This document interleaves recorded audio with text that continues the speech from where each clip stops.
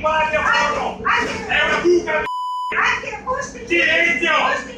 È diventato un caso nazionale la reazione dell'autista di Bus Italia Veneto nei confronti di due passeggere originarie dell'Est Europa. Nel video, ripreso col cellulare da una delle due, ad un'osservazione sulla velocità del mezzo, il conducente risponde con una sequela di frasi irripetibili, pronunciate con un tono molto sostenuto. Io problemi zero, stiamo a piedi!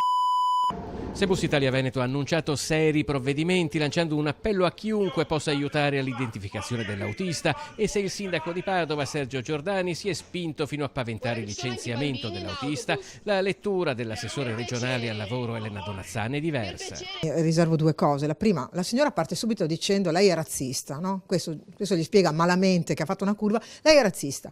Allora la prima cosa che si dice ormai se una persona è di colore e la richiami per una qualsiasi cosa e la contesti che sei condannato immediatamente per razzismo.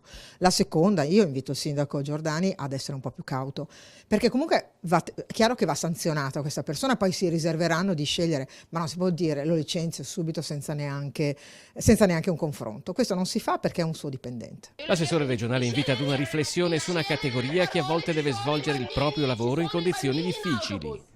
Si interviene solo quando qualche mestiere va nella sua esasperazione e con qualche atto di violenza. Dovremmo pensarci un po' prima, perché ci sono alcune figure professionali che sono particolarmente esposte.